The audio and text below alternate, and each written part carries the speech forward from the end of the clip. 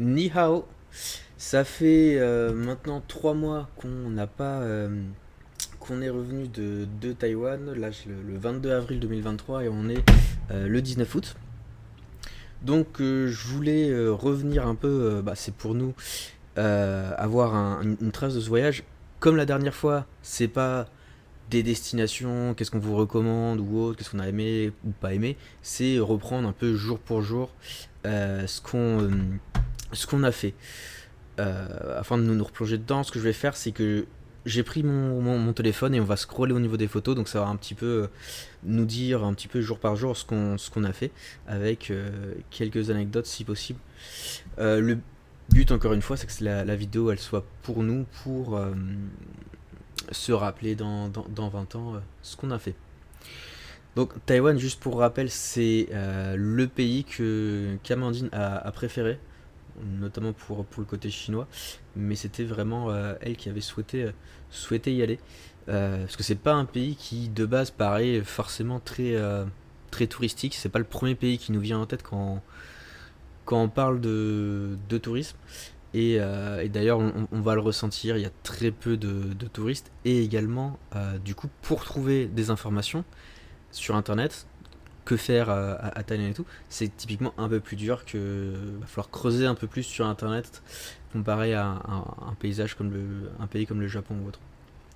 Donc le premier jour, nous, ce qu'on aime bien faire, donc on est arrivé de nuit, enfin, il était dans la soirée, donc bon, hôtel, rien de bien spécifique, et c'est d'aller se balader juste dans la ville, de marcher dans la ville aux quelques points d'intérêt les plus importants. Donc moi je suis en train de scroller sur mon téléphone pour voir photo par photo. Vous, je vous mettrai un petit montage où juste je vais mettre ces photos là. Le monument le plus connu au niveau de Taipei, c'est le Taipei 101, donc qui est une sorte d'énorme tour, j'imagine de bureau et autres, qui est la plus grande tour avec une forme un peu iconique, on va dire, un peu rétro. C'est une tour qui est très vieille et qui était pendant très longtemps la tour la plus haute d'Asie. Donc, bon, voilà,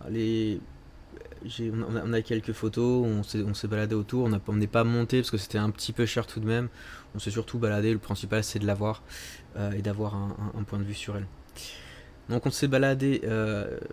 Tiens, déjà, bon, je vais déjà diverger un peu des photos juste en scrollant. En se baladant dans la ville, déjà il y a un truc qu'on repère. Comparé. Bon, pour l'instant, à cette époque-là, on avait juste fait la Corée, mais là maintenant, je peux déjà également comparer avec la Thaïlande ou le Japon ou Singapour. C'est que là, déjà, je vois, hop, on se balade, il y a une festivité, je crois que c'était un truc d'école en vrai, mais un marché avec une kermesse dans la rue. C'est hyper vivant. C'est-à-dire que même, on est rentré, on a pris le taxi, il devait être 23 heures, quelque chose comme ça. Dans la rue, tout le monde était dehors en train de jouer au basket, en train de s'occuper, mais la vie est hyper vivante. Les gens vivent dehors et il y a énormément d'activités, vraiment.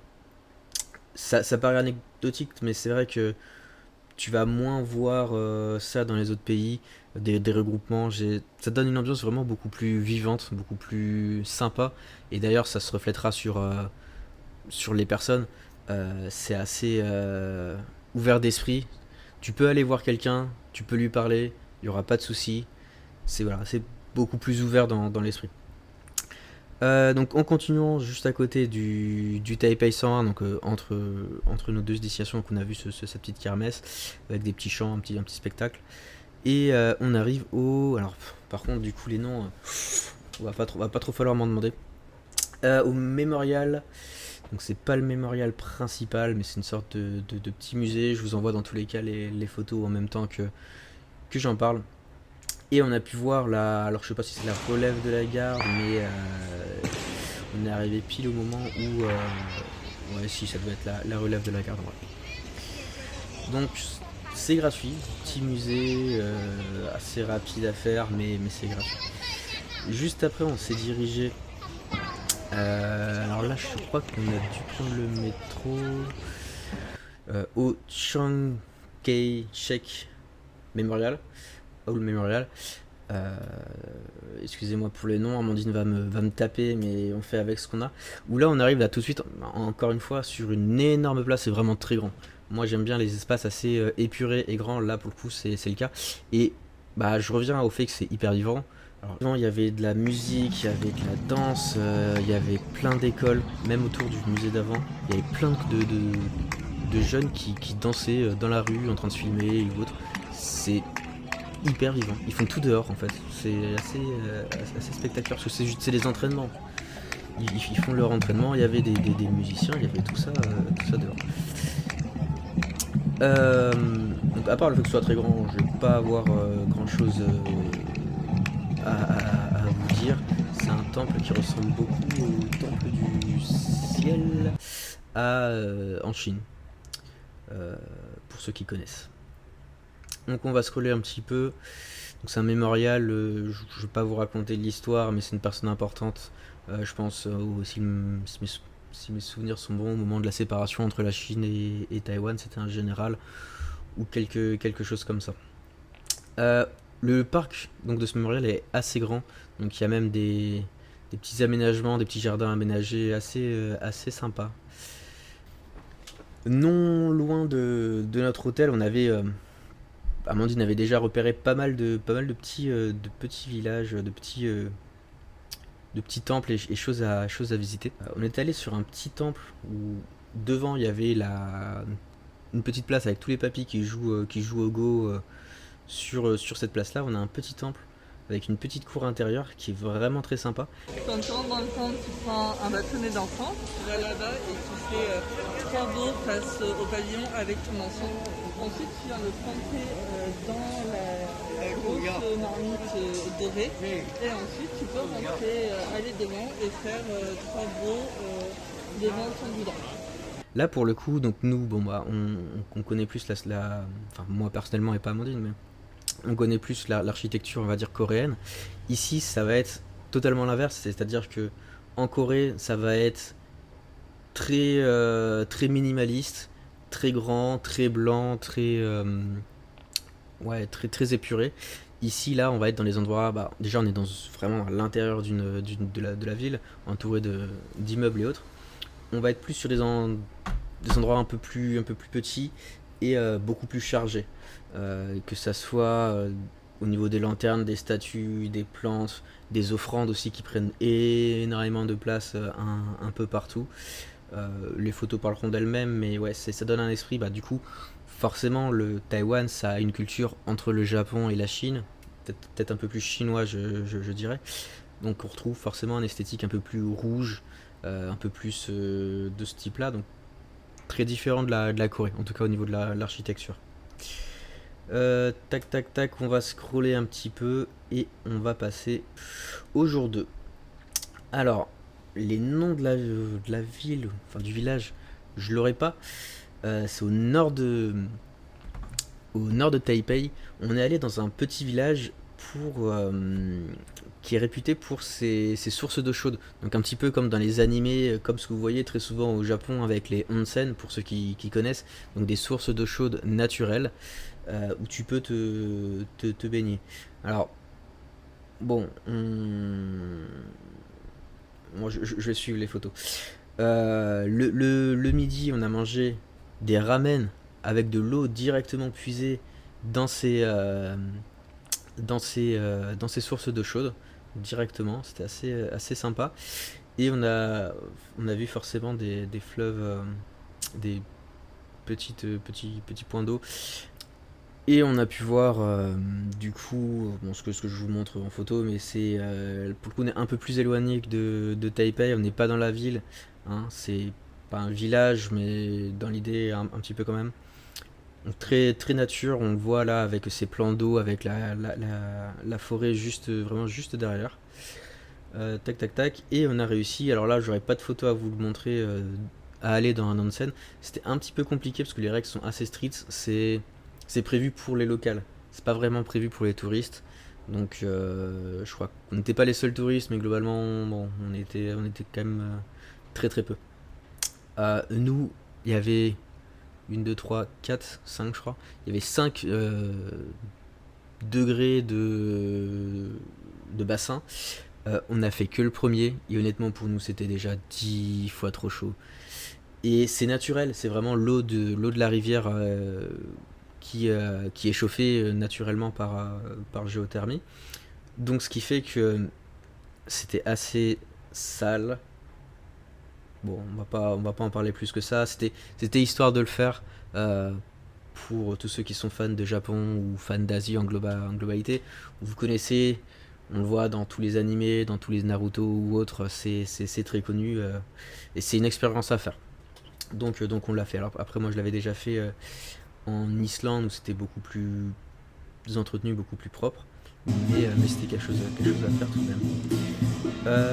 Ensuite, au retour de ce petit village, donc on est arrêté au nord de Taipei, et là on a pu faire. On s'est baladé encore une fois, l'objectif c'était pas de cibler des choses particulières, mais c'était vraiment se balader. On avait vu un petit marché, encore une fois très différent de ce qu'on peut connaître bien évidemment en Europe, très coloré, très petit, très resserré, et ouais, très coloré avec tous les rouges, toutes les lanternes, etc. Que dans tous les cas vous allez le voir. Ensuite, le lendemain, donc c'est le troisième jour, nous sommes partis pour la Pinky Line. Donc la Pinky Line, c'est un ancien voie ferrée qui était là, qui montait entre guillemets dans la montagne pour le charbon ou les minéraux, je ne sais plus ce qui minait exactement, mais en gros c'était une ancienne voie ferrée qui passait dans plusieurs villes, qui du coup, bah, là actuellement ne sont plus en fonction. Donc ça donne en fait tous ces endroits-là, tous ces petits stops, ces petits arrêts sont restés en fait dans le jus des années 60 ou 80, je ne saurais pas exactement vous dire. Mais du coup, ça donne un petit voyage dans le temps, on va dire, dans le Taïwan du passé. Euh, on a fait le choix de faire quand même pas mal d'arrêts, on ne les a pas tous fait. Il y a une ville qui est spécifique au chat, un arrêt qui est spécifique au chat, typiquement qu'on n'a pas fait, mais bon, le temps n'était pas avec nous et on avait déjà fait pas mal de choses. Donc je vais vous l'envoyer. L'avantage de Taïwan, mine de rien, c'est que du coup on a été quand même, vous le verrez sur les photos, mais il n'y a personne. Alors, il y a forcément le contexte avec la Chine qui fait que lorsqu'on y était allé, il y avait quand même les navires et le blocus et les exercices de Chine juste à côté, en très, très, très peu de temps. Donc, le nombre de touristes a dû forcément chuter aussi par ça, mais vous allez le voir, on est vraiment tout seul. La Pinky Line, c'est pas quelque chose de très connu. Nous, on aime bien sortir un peu justement des chantiers battus. Donc je vais vous mettre quelques photos, vous allez le voir, un petit côté nature. Encore une fois, Taïwan pour le coup, on n'est pas là pour rester dans la ville. T'es là pour te balader, voir un petit peu le paysage, c'est assez naturel. Euh, c'est assez différent que le Japon typiquement. Donc je vous enverrai de manière quelques photos parce que là pour le coup, il y a ce qu'il faut. Et il y a énormément de randonnées à faire, il y a quelques cascades. Ah, on ne l'a pas vue, elle, on l'a entendu, mais c'était pas forcément très bien indiqué, donc on n'a pas pu la voir, elle qu'on voulait, mais bon, globalement, c'était quand même assez sympa. On a fait donc plusieurs stops, et voilà, on arrive aux stops principaux, qui est en fait une ville où, typiquement, ça fait partie des inspirations aussi pour tous ceux qui connaissent de l'inspiration de Miyazaki, donc le fondateur de tout ce qui est Ghibli, etc. Enfin, après le lead designer, on va dire. Euh, ok. Et du coup, en fait, on retrouve vraiment cet aspect, comme dans les films, cet aspect un peu 80, années 60, années 80, où là, on va trouver, en fait, le voie ferré va passer entre deux allées, entre les bâtiments, et avec des petites échoppes assez resserrées tout autour. Ça donne vraiment un esprit. Bah, encore une fois, il n'y a pas d'autre mot, hein, Ghibli, ce genre de choses pour ceux qui connaissent. Et pour ceux qui connaissent pas, les photos parleront d'eux-mêmes. No crossing. On a quand même réussi à voir la cascade principale. Pour le coup, on avait une petite randonnée à faire d'une 20-30 minutes. Bon, ça, pour le coup, c'était assez bien indiqué. Je vous laisse avec les photos, dans tous les cas, ça parlera mieux.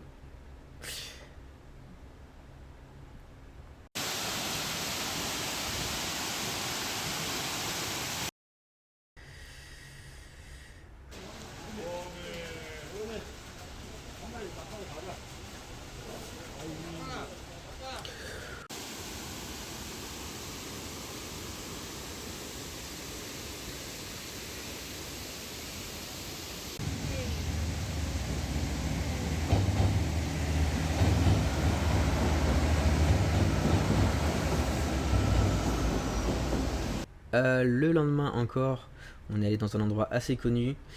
Alors, désolé pour ceux qui ne connaissent pas et qui ne parlent pas, mais c'est toujours une inspiration principale pour Gilby, ça va être la ville de Tiofen.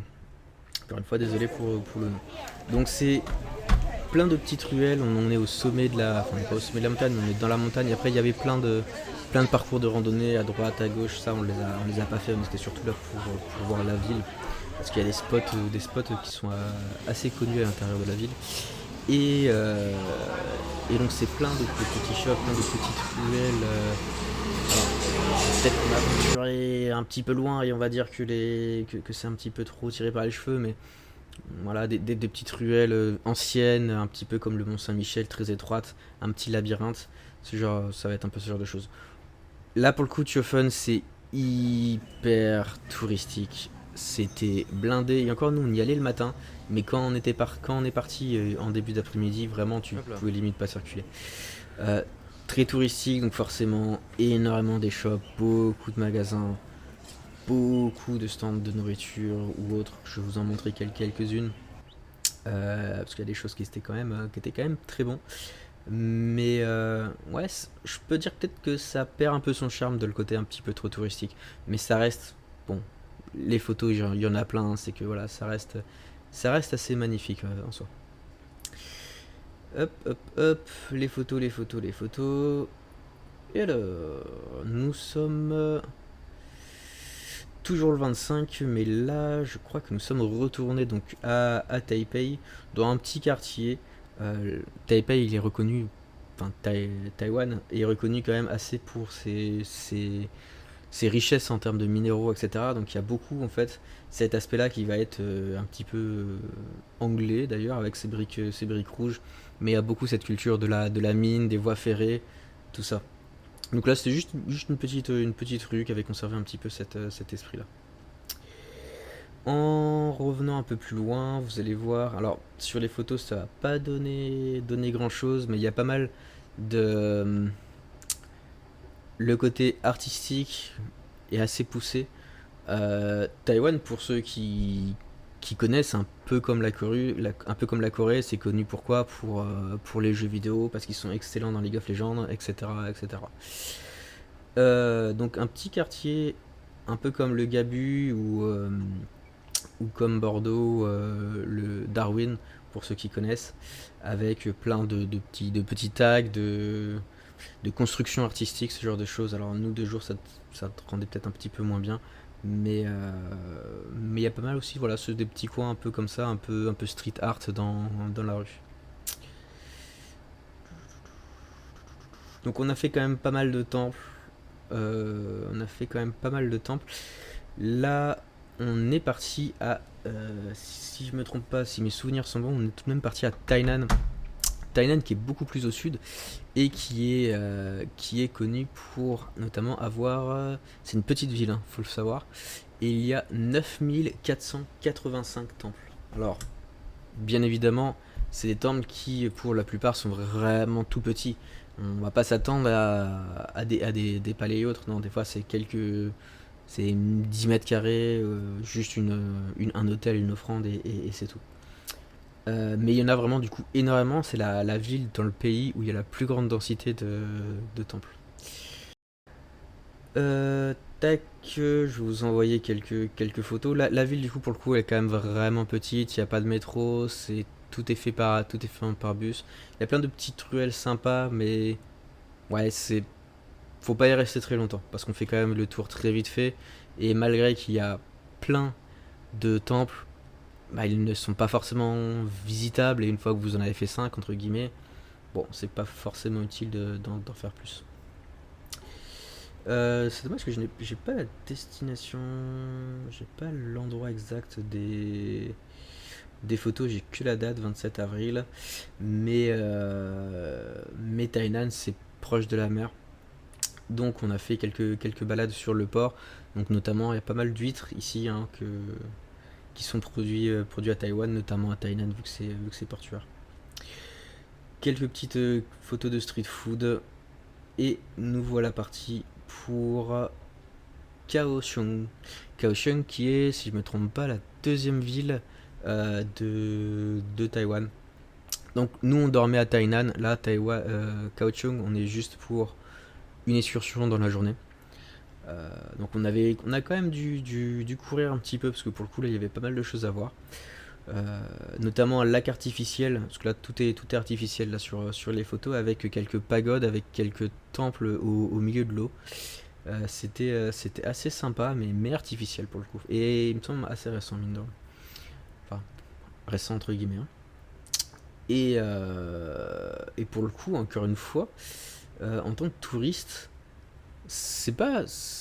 Taïwan en général, à part Shufun typiquement ou Taipei, c'est pas. Il n'y a pas énormément d'aménagement pour tout ce qui est touristique, etc. Nous, typiquement, on a marché tout le long de ce lac artificiel. On a galéré à trouver à manger, il y avait rien autour, alors que bah, ça a été créé pour le touriste, hein, pour justement avoir tous ces temples, etc. C'est un petit peu compliqué à ce niveau-là. Bon, c'est un petit détail, mais quand même. Donc je vais vous envoyer pas mal de photos. On a marché vraiment, vraiment beaucoup pour le coup à Kaohsiung. Le lendemain, on était vraiment rincé. Là, pour le coup, je pense qu'on est plus autour des 25 000 pas. Donc, bon, et puis c'était pas le première journée, donc ça commençait à piquer quand même un peu. Et il y a une grande place qui est prévue, encore une fois, un peu comme Darwin, un peu comme le Gabu, avec du street art, avec des expositions temporaires. Donc là, vous allez voir euh, des sculptures, des choses comme ça, un petit peu partout, avec une ambiance du coup très, très différente. L'avantage, c'est que on n'est pas que arrêté sur de l'ancienne culture chinoise avec des anciens temples, comme on peut l'avoir à Tainan. C'est des villes quand même qui sont très modernes. Taïwan, c'est très moderne, mais malgré tout, on pourrait s'attendre qu'avec toute leur production, bon, Taïwan, c'est quand même une ville qui est hyper riche, hein, qui a un PIB très très élevé, avec toutes les productions bah, de puces électroniques, toute cette industrie qui est très poussée à Taïwan, et donc ils sont réputés quand même pour ça. Faut pas s'attendre, mais encore une fois, la Corée c'était pareil, et le Japon, ça sera pareil au final. Faut pas s'attendre à quelque chose d'une ville très technologique, pas du tout. Là, typiquement, là, quand vous voyez ces petits échoppes, je vais pas dire que vous pourrez trouver ça en France, mais quoi que si, ça serait pas choquant. Encore une fois, très, très artistique, avec pas mal de végétation, etc. Et le métro, pour le coup, lui qui est un petit peu bon, technologique, on va peut-être pas appeler ça comme ça, mais qui est très joli avec tous ces écrans LED. Je suis pas sûr, je me rappelle plus si ça bouge ou pas. Je crois que c'est fixe, donc c'est plutôt des vitrails, des vitraux. Euh, ouais, faut connaître la culture chinoise. C'est entre guillemets un petit peu sale. Pas dans la rue, tout ça, pas du tout, parce qu'ils sont très respectueux, mais au niveau des bâtiments, ils vont être légèrement fissurés, légèrement tout ça. Euh, j'ai fait le Vietnam, j'ai fait pas mal de choses. On, on a l'impression que les bâtiments sont très vieux, alors que c'est pas le cas concrètement, et on a l'impression, j'extrapole, mais on a l'impression d'être dans des bidonvilles, alors que c'est pas le cas non plus, c'est pas du tout le cas. Typiquement, vu qu'on a fait le Japon juste après, tous les bâtiments ils sont lisses, il n'y a pas une seule tâche sur le bâtiment. Sur 10 minutes de voiture, tu verras pas une seule tâche. À part si tu vas à des endroits précis, mais globalement c'est très très très propre. Là, c'est pas le cas. Mais c'est un peu la culture chinoise qui veut ça, et pour le coup, on est quand même on est quand même très au sud. Donc l'humidité est vraiment très lourde, et je pense que forcément ça n'aide pas, hein, pour les bâtiments et autres. Encore une fois, donc toujours quelques temples, je vais regarder, on en est où? On en est le 28. Le 28, je ne sais plus où on est. Mais c'était très joli. Il y avait des photos de mariage qui étaient en train de tourner, en train de se prendre ici. On les voit pas trop sur les photos parce que forcément on les a pas trop pris. Mais avec toutes ces lanternes, tout ce rouge. Et en fait, on pouvait aller sur tout le temple, on pouvait même aller en hauteur. Vous verrez de manière les photos. Ça rend vraiment, vraiment, vraiment très bien. Et c'était le dernier jour, donc on revient. Même je pense qu'on était déjà à Taipei pour ce temple-là. On revient à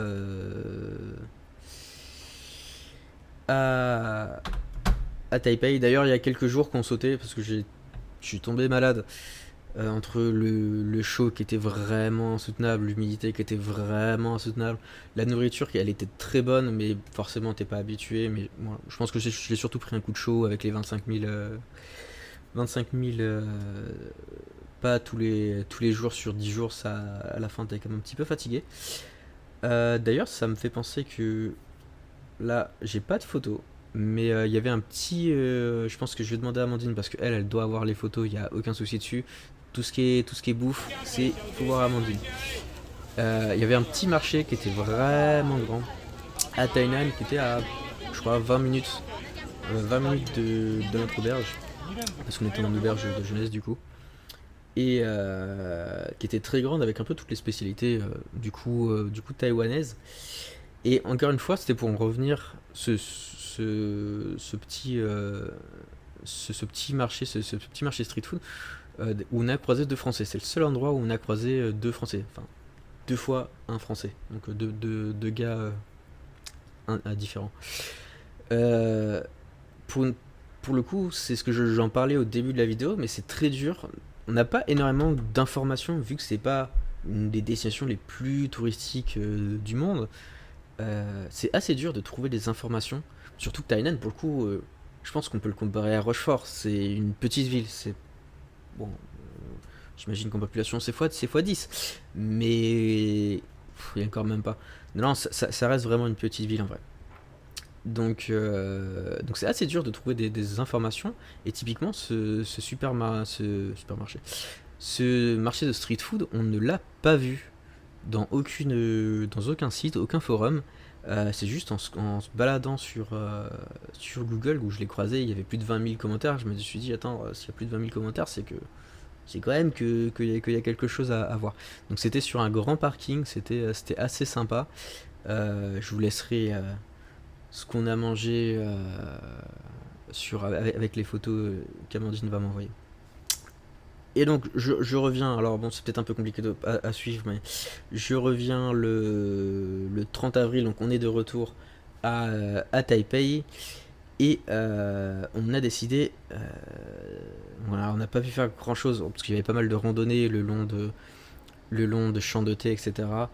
On est monté dans un téléphérique au sommet d'une montagne, parce que tout Taipei est entouré de montagnes pour prendre un thé dans un endroit un petit peu traditionnel. Euh, donc énormément de randonnées, j'ai vraiment dû écourter le truc parce que c'était un peu compliqué pour moi de respirer et autres. Mais on a pris le petit thé avec un petit dessert, donc encore une fois les photos sont là. Ça fait que 30 minutes. Et c'était le dernier jour, donc le lendemain, on est rentré. Je pensais parler beaucoup plus, mais on en est là. Alors, du coup, vu que moi, je viens de me percevoir que j'ai quand même pas les photos avec tout ce qui est bouffe et autres, je vais quand même en faire un petit up. Désolé, petit faux raccord, j'imagine, au niveau de l'angle, mais la caméra a coupé. Je voulais juste revenir vite fait au niveau de la nourriture. Parce que j'ai pas les photos et vu que j'ai scroll sur les photos, forcément j'ai pas tout. Il y a d'autres choses à discuter. Bon, il y aurait plein de domaines en soi à discuter, mais je vais quand même faire un petit tour sur la nourriture. C'était vraiment excellent. Pour le coup, on a mangé, je vais pas prononcer les noms, mais des sortes de baoje, des sortes de petits raviolis, ce genre de choses qui étaient. Ah, attendez, je crois que j'ai le nom. Les Chao Long Bao, si je me trompe pas, ouais, c'est ça. Qui était particulièrement excellent. Et notamment, Taïwan, il est connu également pour autre chose qui se développe énormément en France, c'est pour ça que je vais en parler. En Asie, en Asie, c'est pas si développé que ça, je m'attendrais à plus. Mais en tout cas, en France, vous en voyez vraiment partout. Maintenant, c'est tout ce qui est bubble tea à base de lait. À la base, les bubble tea, ça part de Taïwan. Donc là-bas, pour le coup, il y en avait énormément. Autant en Corée, ils sont beaucoup plus team café.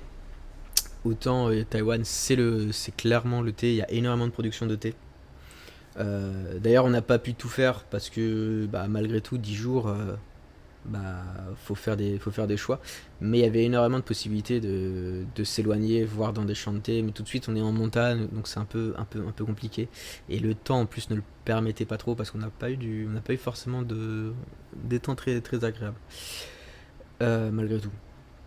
Donc, bon, je vais pas en parler plus que ça, mais forcément, c'est leur spécialité, ça a été inventé ici. Tout ce qui est bubble tea, tout ce qui est boisson à base de thé en globalité.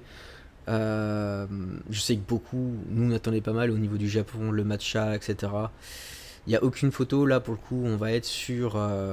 C'est compliqué de juger la meilleure bouffe, la meilleure boisson, ça va être Taïwan. La meilleure bouffe, c'est très différent un petit peu partout. Là, on va être sur des choses très salées. Donc voilà. Je vais vous envoyer quelques photos. Je mettrai les noms par-dessus. Mais là, comme ça, vu que j'ai pas les photos, je vais pas en parler plus que ça. Donc j'espère vous avoir fait voyager. J'espère ne rien avoir oublié. Euh, Recommandation ou pas, Taïwan, oui. Destination assez facile, voire même très facile en soi, que ce soit le métro très facile. Après, tant qu'on reste à Taipei, parce que typiquement, quand on était à Tainan, parce qu'on était parti nous sans carte SIM, parce qu'on voulait faire l'économie de ça, donc j'avais juste moi Google Maps par connexion, on pingait où on voulait aller, et puis on y allait. Euh, ouais, hors connexion, ouais. Et si vous parlez anglais, pour le coup, c'est un des rares pays en Asie où ils parlent anglais sans problème. Là, vous pouvez accoster n'importe qui. En plus, ils sont assez friendly globalement dans leur comportement. Vous, vous accostez quelqu'un en Corée, il sera friendly, il va essayer de vous aider, mais il parlera pas anglais, ça va être un peu compliqué, puis il va vite couper les ponts et partir. Vraiment. Au Japon, au final, ils sont hyper friendly, mais ils parlent pas anglais. Là, c'est simple. Si vous parlez anglais, franchement, vous pouvez y aller, il n'y a pas de souci. Juste, du coup, on a eu un peu de mal à trouver des, des points d'intérêt, des forums qui en parlent, etc. Parce que c'est bah, forcément moins touristique que la Corée, moins touristique que le Japon, la Thaïlande, ou tous les autres pays qu'on a pu faire également. Mais on a quand même pu faire ce qu'on voulait. Franchement, je pense que vous prenez. Allez, ne serait-ce que vous faites 5 jours, vous faites Taipei, vous faites la Pingxi Line, vous faites forcément Shofen, c'est le principal. Vous avez quand même de quoi faire. Faut connaître un peu la culture chinoise, mais bon, si vous n'y connaissez pas, ça peut être l'occasion également d'un dépaysement. Voilà. C'est à peu près tout ce que j'ai à dire. Donc pour rappel, c'est le pays numéro un pour Amandine. Moi, ça sera le Japon. Mais on est quand même d'accord pour dire que Taïwan, c'était une sacrée expérience. Très différent de bah, nos 9 mois en Corée en plus. Donc c'était assez sympa. Sur ce, j'espère que la vidéo en mode on scroll juste et un petit peu plus discussion, un peu plus Twitch, sans montage, sans gros cut, va vous plaire. Et il me reste encore pas mal de vidéos à faire, donc je vous dis à la prochaine.